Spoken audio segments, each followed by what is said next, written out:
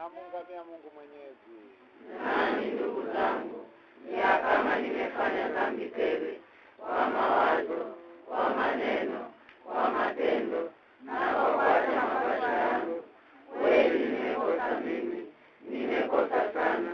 Ndiyo maana namuomba Maria Mtakatifu, bikira wa siku zote, malaika na watakatifu wote, nani ndugu zangu, mniombee kwa Bwana Mungu wetu. Tendo la kwanza la utukufu, tumkumbuke Bwana Yesu alipofufuka na tuombe uthabiti wa imani. Baba yetu uliye mbinguni, jina lako lisifiwe, ufalme wako uje, mapenzi yako yafanywe duniani kama mbinguni.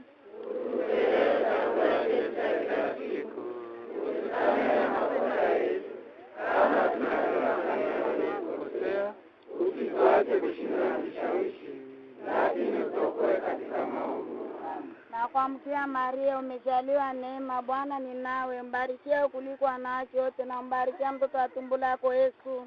Maria Mtakatifu, mama ya Mungu, utuombee sisi wakosefu, sasa na wakati wa kufa kwetu. Oui, la Vierge Marie apparaît donc à Cambodia. Nous sommes dans le diocèse de Kasongo. Kasongo, c'est un diocèse. Kasongo, c'est aussi un territoire de la province du Maniema. La mère du ciel n'apparaît pas seulement aux gens, elle vient également au secours de ceux qui en ont besoin. Ils sont très nombreux, catholiques, protestants, musulmans qui ont bénéficié de sa présence à Cambodia. Eux-mêmes témoignent. Ndio, mimi naita kwa jina ya Innocent Kalolengi Nyanga, niko Mkristo wa Katoliki. Magonjwa yangu ni tangu 2004, nilishikwa na magonjwa makali sana. Ninaenda kuchoo kubwa, tumbo hailume, ninatosha choo kubwa mavi ya mzuri, lakini mwisho damu inatoka sawa vile ya kitu kimoja kilikatiwa tu, kinye kilichinjiwa sawa vile kuku au mbuzi, damu mbichi. Nikaendelea, nikapata matunzo ya daktari, bakanipima, nikatunzwa, lakini haikufaa, sikupata mafanikio. Ba kuniombea, kire aliniombea, ule padri mmoja alitoka Bukavu, alikuwa kuniombea, habikuwezekana, akasema hapana, hii magonjwa yako haitapona. Nikarudi tena kwa daktari, madawa ilikuwa natoka, madawa ya specialite, nikapata matunzo tangu ile mwaka mpaka hivi mwaka 2013 habikuendeka. Nikasema hapana, kumbe ile magonjwa wanasema nisipande kinga, na mimi sina maisha mengine, nitafanya nini kama sipande kinga? Nikasema kwa hivi nitaenda Cambodia kwa Mama Maria. Nilipoenda Cambodia, nikafika pale, nikalala pale, nikamuomba mu 2014. Sasa naenda na nafanya sala yangu pale, naomba, nafanya kifungo. A partir ya kuli kumlima, nikaenda kuchoo, natosha tu choo ya desturi. Nikaenda kuchoo, nikatosha choo ya desturi. Nikasema kwa hivi niangalili kwanza. Sasa nafanya karibu miezi 3, naona kama hasione tena ile. Wakati tukaenda tena mwezi wa 8, nikaenda kushuhudia. Na tangu pale mpaka hivi niko napanda kinga, kazi ya matofali kule Cambodia nilisomba, na kazi ya majiwe nilisomba, na ijapokuwa nilikuwa nikafanya tena kazi zaidi au kazi kidogo, ile magonjwa inaongezeka zaidi, lakini mpaka na hivi niko mzima, nafanya makazi mbalimbali, sisiki tena. Ndio kwa maana namshukuru Mama Maria, sababu najua ya kama uponyaji wangu unatokea pa Cambodia. Ujitambulishe na useme wewe ni nani hapa Kasongo, kitu gani uliona? Mimi niko mzaliwa hapa Maiti, ndio kwetu, lakini niliondoka msafari nikaenda Umanchi. Jina lako kwanza? Jina yangu Victorina Sadiki. Lakini nilipata aksida munjia ya Samba wakuya huku, nikakatika pua mara 2. Nikafika kwa Daktari Andre, akanishona. Wakati alinishona, kukabakia kachuma ndani. Akasema hii chuma mwaka kisha miaka 2 kwa haki kutoka, paka nyama ingi ndani ndio itatosha kile kiuma. Ilifanya miezi 3 kwa hospitali, lakini napata habari ya Cambodia. Sikuwa na nguvu ya kutembea. Nikashibama na anguka. kwenda kuwese paka mtu anikamate. Lakini ni mtoto wangu akanyambia, mama yangu, mimi sina kinga ya kukupeleka Cambodia. Utafika je? Nikasema hivi, mtoto wangu hivi nabeba umuti. Naenda kwa mama Bikira Maria. Yeye mwenyewe atanitumia gari munjia. Na ni kweli. Nafika pia na Mitenta. Nilikuwa na muti natupa. Benye balikuwa mkunipita, bananiona mimi ndio la kwa mbele. Mama Bikira Maria ananitumia gari munjia. Na vile nafika kumasanganjie. Natafuta chakula na kula. Gari namna gani? Gari ya miguu yangu yote inatembea. Shikuwa na nguvu. Unakuwa na nguvu, mimi unatembea, unakuwa natembea sasa. Benye niliacha benye nilikuwa mkupita. Biku na nyacha nyuma, mimi nakuwa mbele yao. Kufika kule Cambodia kwa mama Bikira Maria. Tunaanja kuingia, padre anamwaka mai inanigusa. Tunasali. Tunaingia mkifungo. Nikapata pale nyafi kaya. Natia nyafi fya, nitupe macho hivi kakiuma kale. Inatoka mpua inaanguka chini. Inatoka mpua inaanguka chini. Nikasema Bikira Maria. Na pale nikashikia kichwa kinakuwa kepesi na mwili wangu wote mwepesi. Ananijaza kwa wakati. Na hivi nilifika, narudia, nilienda mwenye kutatizwa, narudia mzima. Na hapo nakuwa natembea tu. Na hapa nakuwa mkutembea sawa. Shikuwa mkamatika na mvula, leo mvula inakuwa mkunikamata. Leo nakuwa mkuikala muyua. Tembea kwanza nione. Tembea mpaka kule mama. Ngoja mwanzo. Kuya tembea. Asante. Shikuwa mkufanyaka vile. Naweza kumshukuru na Mungu ananitendea. Njoo yangu yote. Ndio. Asante. Tunashukuru. Mimi naitwa kwa jina la Selemani Aziza Francisca. Niko Mkatolika. Nilikuwa mgonjwa kupitia tangu lekenzi mwezi wa 11. Mgonjwa wa EPO na malaria. Kwenda kwa hospitali wakaniambia kunipa mabinini shione umoyo. Unywa yake kahawa kila siku. Uje chumvi sana ya mnono na kutafuna chumvi sana. Shishikie umoyo. Mwili tuko na nichoka ajabu. Wakasema leo hivi kutakuwa kwenda Cambodia. Mimi nitajitolea mwezi wa 12. Mimi nitajitolea nitaenda. Bwanangu akasema hautaweza kwenda, utaenda na miguu hautafika. Mimi nitafika. Watoto wangu wanangu anaitwa kwa jina Masudi Valente. Mimi nitaenda. Washauna msaada, mimi nitaenda. Mama Bikira Maria tatenda. Nikenda. Ningia tu munjia, para kwanza pili. Nashikia mchoko wa mnono, nikashikia nguvu. Naanza kwenda Cambodia, nashikia nguvu na biana ilifika Cambodia, jasho inanitoka. Kufika Cambodia nikamwomba Mama Bikira Maria. Maombi kapita na hivi namshuhudia Mungu. Mama ananitendea. Tangu mimi kurudi, shikuwa natumika kazi, naenda kwa mashamba natumika, napita kwa mafika. Paka leo shida tena chumvi ni kama useo utakwenda chumvi ya kupita mno, niko nakula tu kama kawaida. Namshukuru Mama Bikira Maria ananitendea kazi. Mjitambulishe baba. Mimi hapa jina langu Jean-Claude Ndarabu. Tangu mwaka 1991 niligonjwa tumbo. Ile tumbo wakanikataza kula sombe. Mimi nilikuwa Muislamu. Wakati nilikuwa Muislamu nikageuka. Nikakuwa Mkatolika. Nikabadilika nikakuwa Mkristo mpya. Kisha kubadilika wakati wa maombi wakaniombea maombi. Kisha kuniombea maombi tumbo ikaendelea vile vile. Tumbo bwana lumaka tu. Ilikuwa lumaka tu. Ilifanya wakati ngapi? Nafanya depuis 1991 mpaka 2014. Sikule sombe. Wakati mselabe Ricard anakuya Padre Ricardo wa Bukavu. Anakuya anatombea tena vivi, anatupakala mafuta, tumbo ikaongezeka vile vile. Mwisho na mwisho, wakati wa safari ya kwenda Kampori, nikafunga safari mwezi wa 3. Nikaenda Kampori. Kufika Kampori, nikamwamkia Mama Maria, kisha kumwamkia nikaanza sala.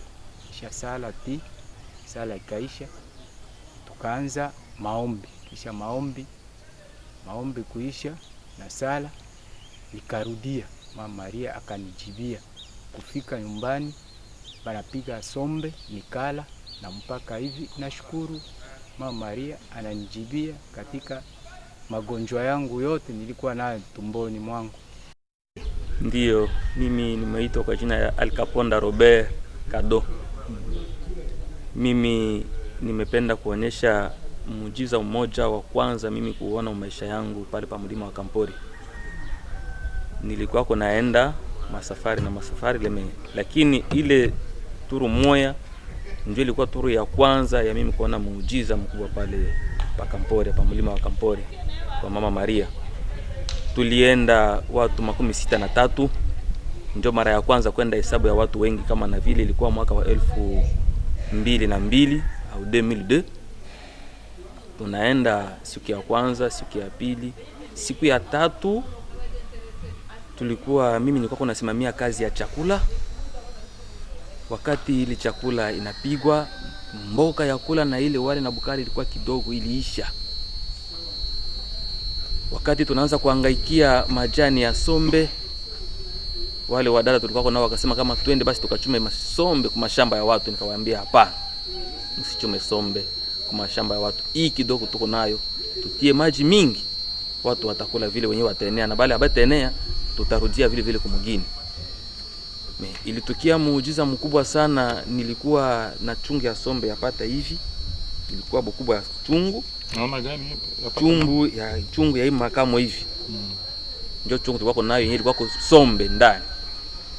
Na wakati walipiga ile sombe mule, mimi ndio nilikuwa nagawanya ile sombe. Ilikuwa kidogo yenyewe, haikupasha kuenea hata watu 200.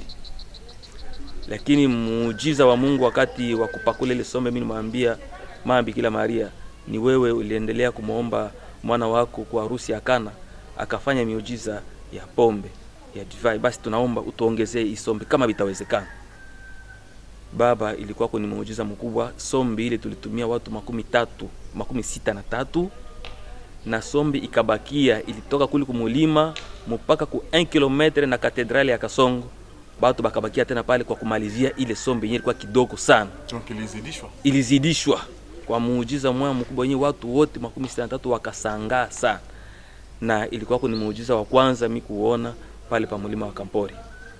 Na baada ya ile miujiza ilikuwa kwa mingi kunaonekana, na mpaka ya sasa hivi hapa muda mchache Mama Maria anaenda kujionesha mkio yenye kila mmoja ule aliitazama na akamuona Mama Maria kujibadilisha mu masura mbalimbali. Ulikuwa pale ile siku? Nilikuwa pale. Uliona vitu gani? Mimi. Wewe ndio berger wa Renouveau Charismatique. Mimi ndio berger wa Renouveau Charismatique hapa katika. Uliona vitu gani watu wajue? Mimi niliona yenyewe, mimi nilizingatia, tuko tunasali wakati padri mkubwa Abbé Ildefonse iko nafanyisha misa, tunawasha projecteur. Ile projecteur hatukuwa tunatilia mawazo si bote, sababu kulikuwa matala nyingine ilikuwa kunawaka. Ilifikia wananiita wadada wawili, wananiita kama kuja angalia ku projecteur. Tunamwona Mama Maria ku projecteur. Mimi nikawaambia mimi simuonake kwa macho, ba mingi banamwona kwa macho, mimi nikaangalia sionake. Wakati naona watu ba mingi banaangalia, nasema hapa pengine na mimi leo nitaona. Ni kweli mimi naangalia ku projecteur, mimi namuona Mama Maria na iko na mtoto Yesu mwenye kubebwa kumkono. Nazingatia macho, kisha muda mchache namuona tena Mama Maria iko na chapele mumkono, chapele na sungalala, na Yesu sasa mzima iko pembeni yake. Tulibakia mkile kipindi, ilikuwa kumwendo wa saa 2 ya usiku. Iliendelea vile karibuni kupita saa 4, saa 5 sikuwa kabisa naangalia kusa. Na ule muujiza ulitusukuma sisi wote tusadikie kabisa kama pale pa mlima wa Kamporia kuna kwaka nguvu ya Mama Maria. Mimi ni Mugaza Kiboko Joseph. Rudishia, wewe ni? Mugaza Kiboko Joseph. Mugaza Kiboko Joseph. Dada, wewe ni? Mimi ni Kifinini Ashina Christine. Kifinini Ashina Christine. Okay. Na mtoto ni Mugaza Esperance. Mugaza Esperance, eh? Okay. Sawa. Mfanye basi ushuhuda wenu. Ushuhuda wetu ni kuhusu Mama Bikira Maria. Tulifunga ndoa mo 2006. Tukafanya miaka 7 pasipokuwa na kizazi. Na kila mara tulikuwa nakimbilia mlima wa Kamporia.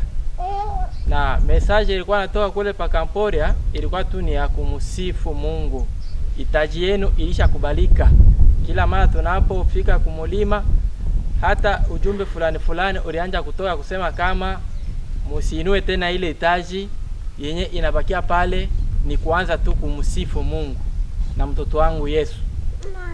Na vile wakati ilienea miaka 7, mke wangu akapata uzito na tukapata mtoto huyu mwa anaitwa leo Esperance.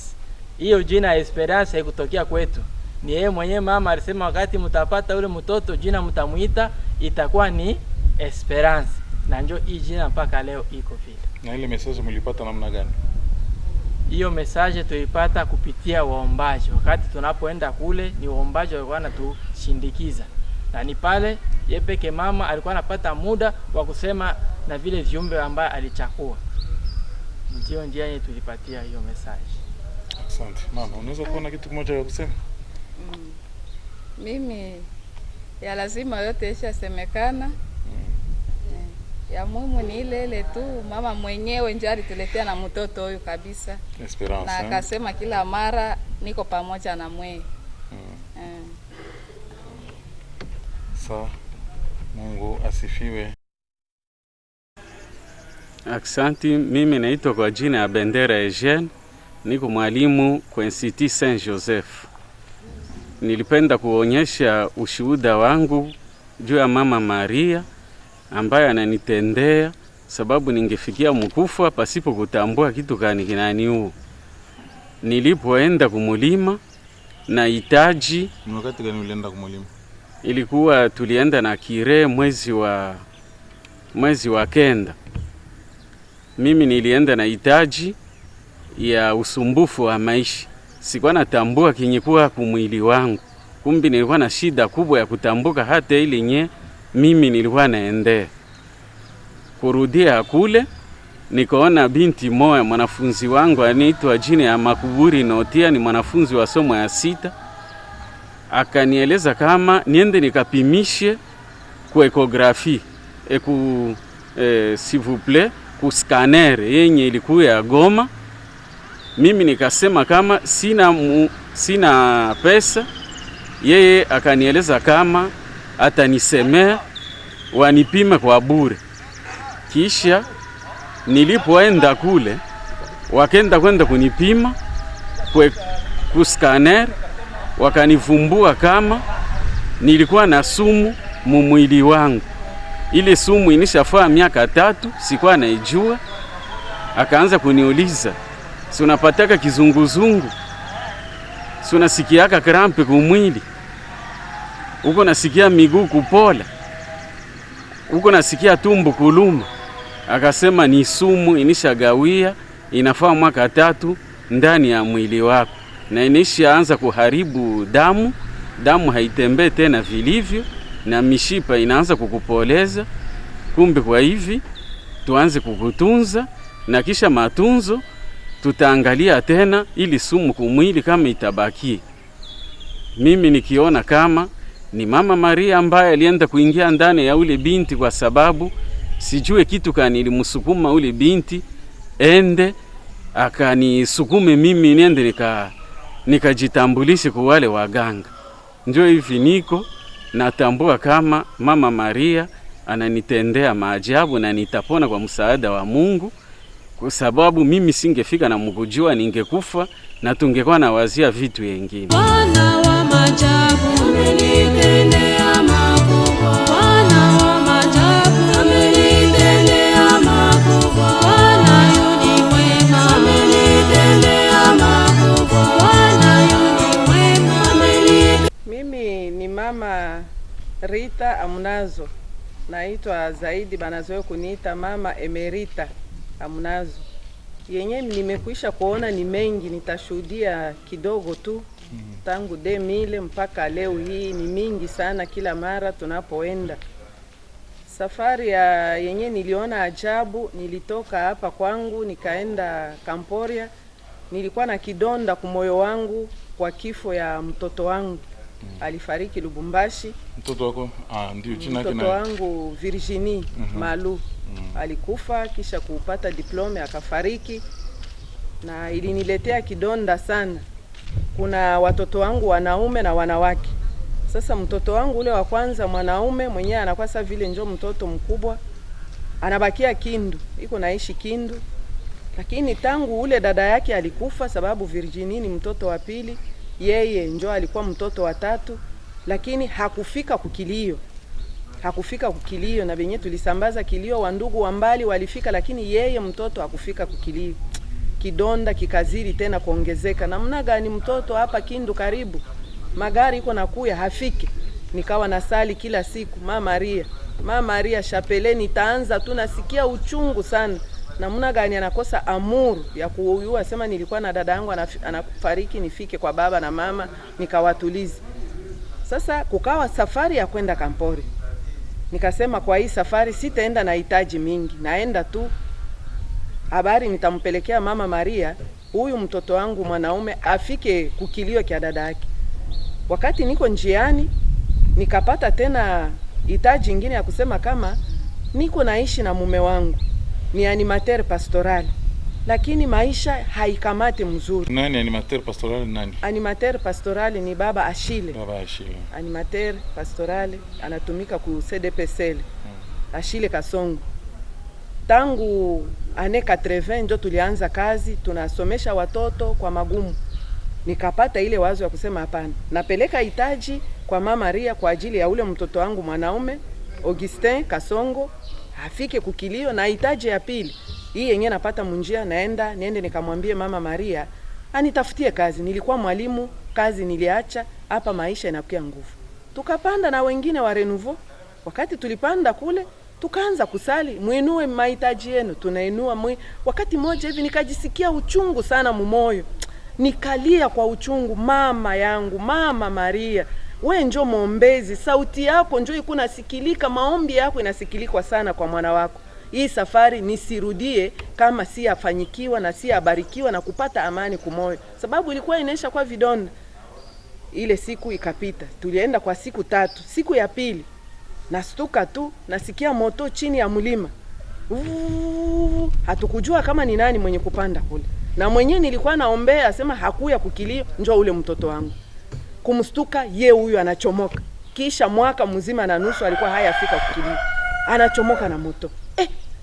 Bale bandugu ba Kristo benzangu banakuwa nasema, dada Merit, Ogi wako ye huyu anakuya huko, huyu mpokee Ogi. Mimi nasema mwache kwa ile muza, Ogi anakuya. Nageuka hivi namuona ni yeye kweli, iko nakia anapanda mlima, anaacha moto chini kwa gisi ende akasali kwanza pale.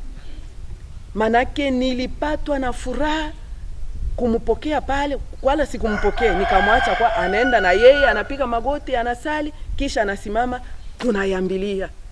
Na kuyambiliana nikasikia machozi na nivuya, kisha kidogo nikasikia furaha moyo wangu. Namuuliza unakuya kufanya nini? Nilikuwa tu kunyumba asubuhi, njoo patron moya ananitwala sema unipeleke kwenu Kasongo. Njoo hivi nafika kunyumba, basi tangu dada alikufa hatuyaonana, njoo nisema sitarudia na kufata huku Kamporia kwenye ulikuya kwa gisi nini onane na we na tuko narudia leo hii. Na muangalia kweli asema ndio tulitoka na 8h 15h bakafika. Na sasa hivi alisema nakupatia tu 1h uende kaonane na bazazi yako. Njoo hivi muile 1h njoo nasema banasema huko Kamporia, njoo nisema sitarudia na kufata huko. Mimi nasema mtoto wangu asante, unanituliza. Moja ya hitaji yenyewe nilikuya nayo njoo hii. Haiko ule mwenyewe alikutuma sema unibebe unipeleke, ni mama Maria huyu mwenyewe namulilia, njoo mwenyewe anakunyangula kule Kindu na kukuleta. Tangu isa nashukuru Mungu na namshukuru mama Maria kusikia ombi yangu na kukunyangula kule kukuleta. Uende na usiache chapele. Nilikuwa na chapele 2 nikabeba moya nikampatia sena benye utafika Kindu uendi na sali tu chapele. Uivale kwanza juu utakuwa kuvola hautaweza mkwenda na kamata chapele, uivale mshingo. Oh mama mese vala hii chapele tangu leo usiachane na chapele. Na ule mtoto wangu ni mekanisien chauffeur.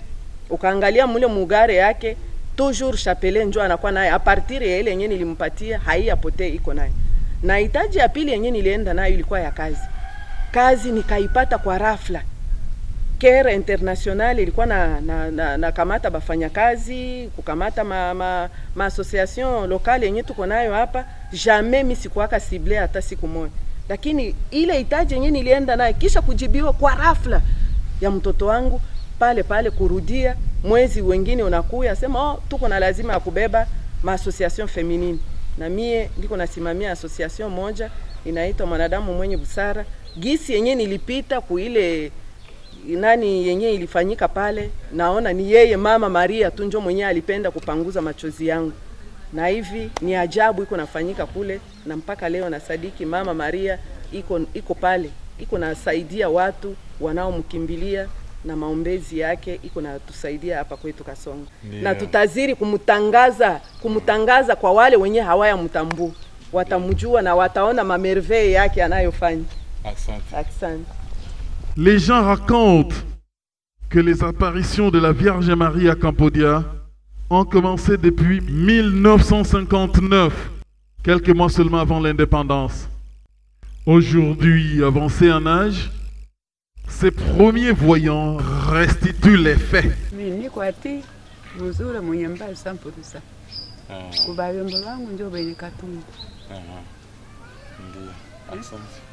Sasa maisha yako ulionaka Bikira Maria? Nilimuona. Sitase bongo. Niko Muislamu 100%. Nilikuwa kubayomba bangu kwa Nyamukulila kubenyilukosi. Sasa tukaona njoo watu wakwana nini. Pale uko wapi? Ulikuwa fasi gani? Buzule pale kwa Nyamukulila. Njoo muyomba wangu. Baba yake na mama yangu. Mbele ya Dipanda. Sasa ulikuwa ngalipo mtoto kiloko? Nilisha kwa musika. Binti musika. Lakini sikuwa mwenye kuyenga unyumba. Sasa njoo tuko pale, watu wanakuwa nazomea. Njoo mimi nako na shibama. Niko mkisukuru. Njoo tunaona tu kitu kinakuya kule yule. Kiko nakuya na shuka na ushunga hivi.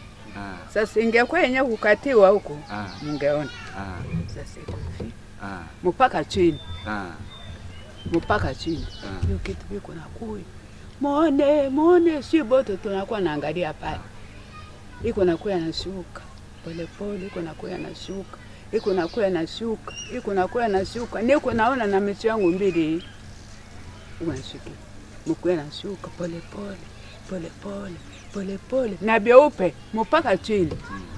Pole mpaka vile akafika chini. Kule kunyadi shukia chini, sikufika sitase bongo. Kwa sababu kule kumulima kulikuwa mbali nao kwa Nyamukulila. Mlima wa Kampodi. Sinjo kule Kampodi. Chumu kukilima. Na kitu kile kilikuwa na shuka kinajifinika ilikuwa ni mtu. Ikaifiniki vivi. Mpaka huko chini. Alikuwa ni mtu. Mwanamke. Niliona baba. Sitase bongo. Unashahidia kabisa wewe kwa Uislamu uliona na macho yako? Niliona na macho yangu hivi. Na ile mbele ya Mungu naongeaka. Naongeaka ile maneno. Na alikuwa na mwangaza? Mwangazo kabisa. Iligawia pasi kitu kiko nakuwa pole kule yule. Kiko nakuwa na shuka. Iko nakuwa na shuka. Bakuzomea mkuzomea. Aseni nini ile nini. Ndio kesi ngine ndio. Asante. Sitase bongo. Asante. Tuliona ni kunguku baba. Tangu asubuhi. Kunguku ilikuwa. Sasa mwanga uko hapo. Iko nakuwa na shuka. Kuya na shuka. kuya na shuka. Kunguku ngamba ngamba. Ngamba na ngamba. Niliona. Asante. Tase bongo. Kitu kisio ushikona. Sitapai asema niliona. Kwa yeye niliona na macho yangu hii. Sivyo kwa yenyewe na kwa yabuze. Wale kingali suja. Yesuja. Na kanzu alikuwa kukichwa. Sasa ingekuwa seri kusuriwa. Kwa kuonyesha. Kwa kuonyesha. Ilikuwa ndio kuingiza kitu. Unasikia sasa huku inaanguka mpaka chini. Huko nako mpaka chini. Ndio kisilikuwa. Ndio kisilikuwa. Asante mama. Asante na Mungu. Kwa heri baba. Mimi ni Louis Mwana Masoma. Louis Mwana Masoma. Umeishi wapi baba Louis Mwana Masoma? Naishi pale Kitete. Unaishi Kitete? Uzura? Uzura. Karibu na Cambodia? Ilikuwa siku ya 4. Wanafunzi wanaisha toka kwa masomo. Sasa ilikuwa kisha wanafunzi kutoka ba mafundisho ya kudhibitishwa na mafundisho ya komunyo banafuata. Pale wewe uko wapi? Niko pale. Mimi niko ndani mu mafundisho ya udhabitisho. Mjini gani kabisa? Pale Kitete kwa Mwanakondika. Mwanakondika. Wakati ba masomo banatoka ba mafundisho ya komunyo bakaanza kuingia mbele yetu sisi. Ba udhabitisho. Sisi tukabakia pale kwa kiwanja mkucheza kabumbu. Punda kidogo. Tushituke hivi. Tunaona mianga. Ulikuwa ungaliko kijana? Nilikuwa ngali kijana. Na miaka hata makumi hapana makumi. Miaka 16. Ulikuwa na miaka 16? 16. Punda kidogo tunaona shiba alikuwa anacheza, tunaona mwanga unasambaa pale katikati yetu. Ndio mzetu mnasema, "Bwana mungeuke kule muangalie." Tunageuka kule ukilima. Shiba yetu tunakuwa na sanga. Tunasema mwende mkabaiti kwa mafundisho. Ule mwalimu Silvano atoke kwanza kwa mwalimu Silvano anakuwa anatoka. Na wote walikuwa kwa mafundisho. Tunaangalia. Salamu ya Bikira Maria iko pale wazi. Alifanya mikono hivi. Na taji yake kukichwa. Humu ndio mko mama ua. Mnamuona Bikira Maria mwenyewe? Yeye kabisa. Na taji anasambaza mikono. Anafanya hivi. Na taji yake mkichwa. Anageuka.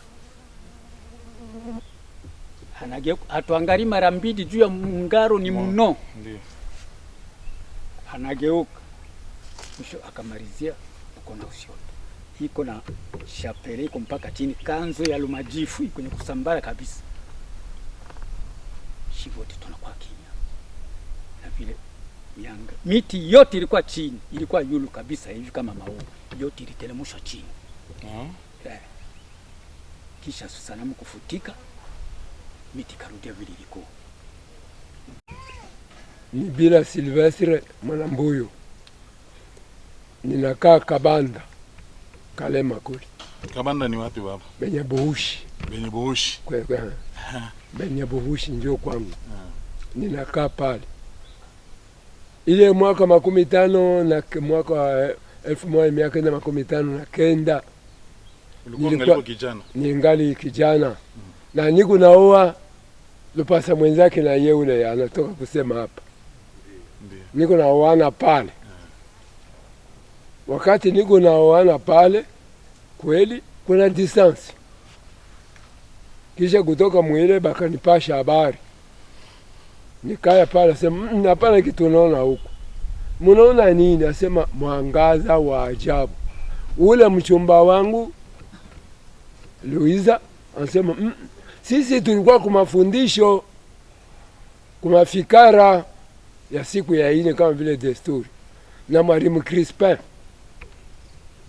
ndio mwalimu mwenye kuwafundisha mafundisho ya yote. Wakati wanakaa pale kweli kwa mafundisho wakaona mwanga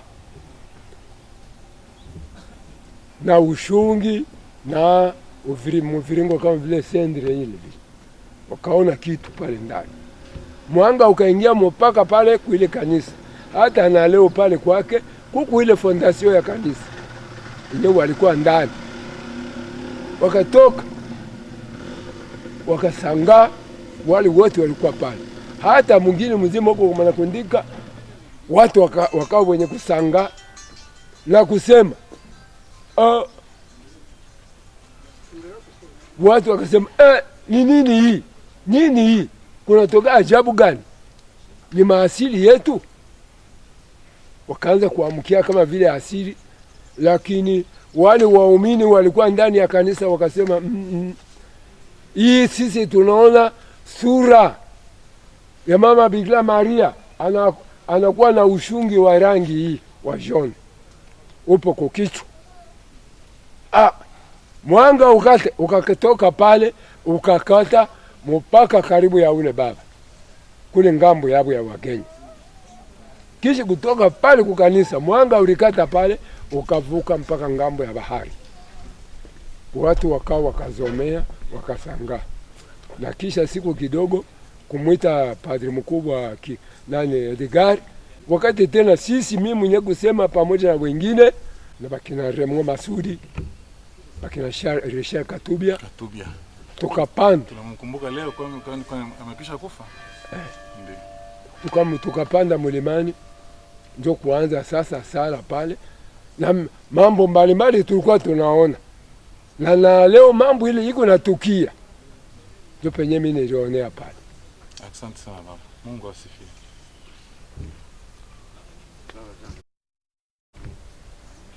Jambo baba. Jambo sana. Ujitambulishe na utuambie kitu gani kinyo ulionaka maisha yako kuhusu maneno ya kupita kule Cambodia. Asante kwa kunipa sauti. Mimi naitwa kwa jina la Mutingwa Mikuba wa Kusuba, Baba Jean de la Croix. Ndio, asante, tuendelee. Mimi nazaliwa Pakitete, mkolektivite ya wageni. Kufatana na habari ya matukio ya mama Bikira Maria, ilikuwa mwaka wa 1959 pasa kenda.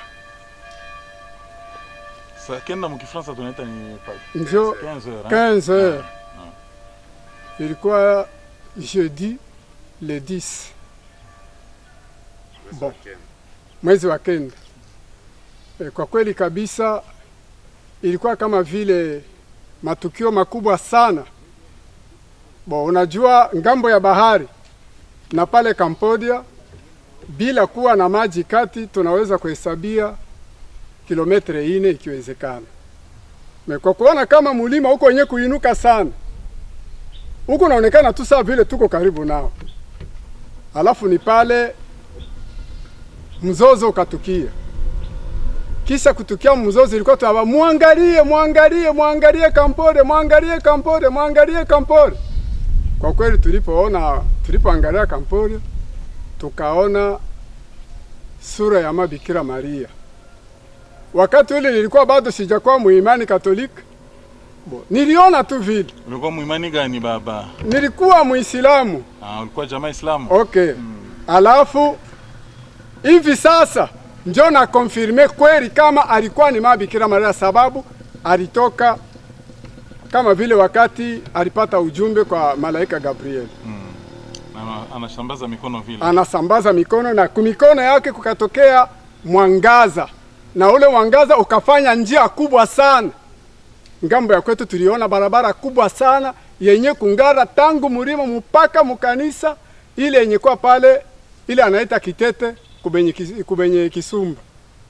Nifasi kanisa ilikuwa mapadri walikuwa wanazoea kwenda kusalisha pale na mule mkanisa ilikuwa ni masomo. Ni ile sasa niko nahakikisha mpaka leo. Na nikasadiki.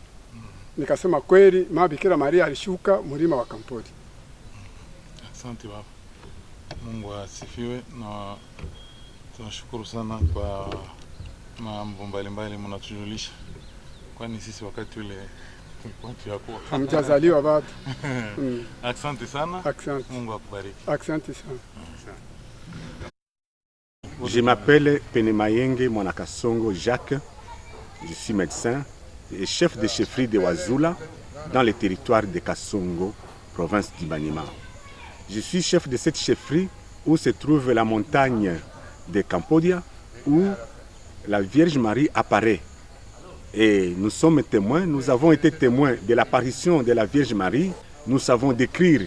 Et cette apparition reste vivante dans nos têtes jusqu'à ce jour. Et nous demandons à ce que tous les amis, qu'ils soient étrangers, qu'ils soient congolais, qu'ils soient du Maniema, qu'ils viennent nous aider à construire. Nous sommes là pour que le monde entier reçoive les bénédictions de la Vierge Marie et que nous puissions nous considérer comme Lourdes, comme Kibéo, où la Vierge Marie apparaît régulièrement et où les gens se rendent en pèlerinage pour pouvoir bénéficier des bénédictions de la Vierge Marie.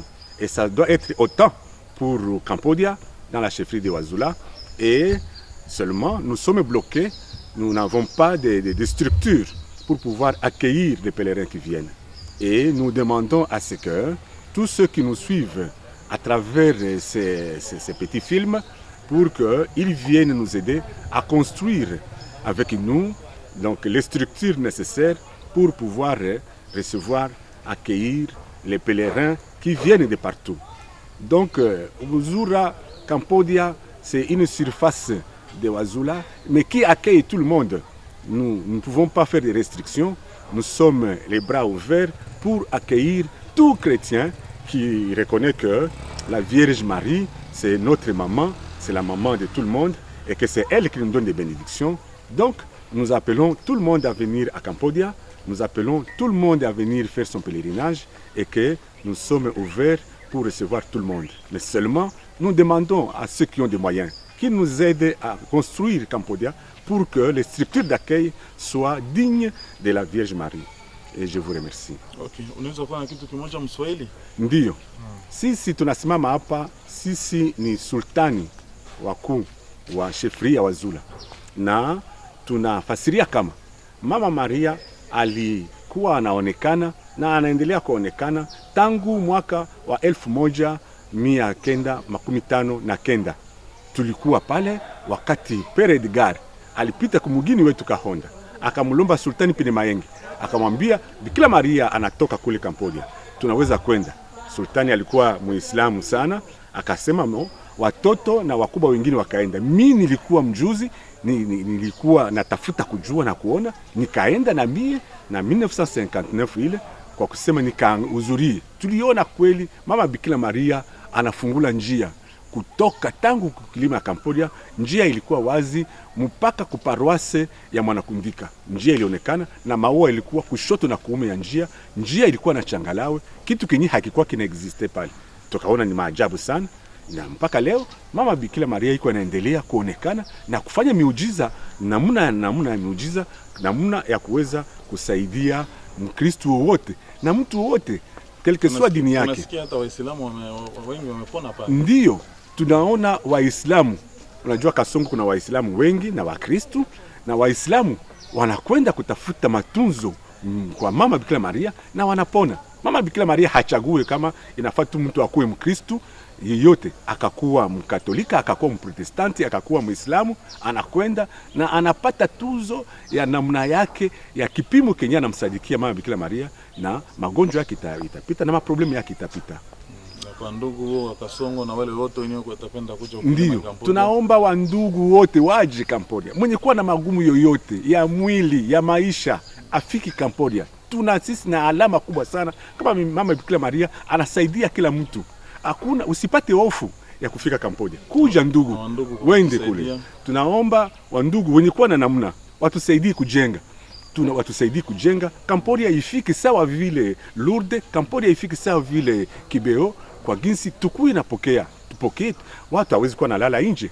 Huko kwetu ni mgini wa pori, kwenye kuwa mvua kila siku, watu wanakwenda. Naam? Na bahari pembeni. Na bahari iko pale pembeni. Donc kwanza iko fasi ya tourisme ya mzuri sana. Mtu kaenda, ukisha kupata baraka Mama Bikira Maria, utafurahi kuangalia mgini ule wa Ouazoula vile wiko na inaomba sasa mtu abakie siku yenyewe atapenda kubakia. Na kwa kubakia siku mingi inafaa kuwe structure, kuwe nyumba ya kuweza kupokea watu na nini. Tunaomba sana wandugu wenye kutufuata waweze kufanya nguvu ya kutuungane nao tuweze waungane na askofu wetu, waungane na sisi wananchi wa kule Uzula. Mimi nilitoa en tant que sultani wa Wazula, nasema yule mlima uko wa kusaidia dunia mzima, haiko tu mlima wa Uzula, dunia mzima ifike pale kwa kutafuta matunzo yao. Dr. Sasa amesema huko sultani wa Uzula, wandugu wenye kwenda kule Cambodia, hauna message hata moja kwa wale wenye kuchunga Uzula kwa visi wasiwaangaishe? Hakuna mwenye ataangaisha. Nilitoa kartasi nampatia kwa jina ya evêque, nampatia baba cure wa paroisse Saint Charles mwenye kuangalia mpaka Buzula. Nasema kwa jina la Mungu, hivi mama Bikira Maria anashukia huku kwetu, haiko tena ya Bazula tu, inakuwa ya dunia mzima. Ile Cambodia ni ya dunia mzima. Hakuna mtu wote wa leta ya Bazula au wa leta ya Kasongo ataweza kutia mkono na kuzibia mtu mwenye kwenda Cambodia. Ni wazi kwa kila mtu mwenye kupenda kufanya pelerinage, hakuna kwa barriere, hakutakuwa kitu kizuio kyote kinyi kinaweza kikafanyika. Inakatazwa na kila mtu mwenye kuwa kule, akakuwa polisi, akakuwa sultani, anajua kama nasimamia kwa muhimu sana ile neno. Siwezi kuvumilia mtu alete fujo kwa ngambo yenye kuangalia mlima wa Cambodia na ngambo yenye kuangalia mama Bikira Maria. Ni kwa dunia mzima bwana. Asante, Mungu akubariki. Asante sana.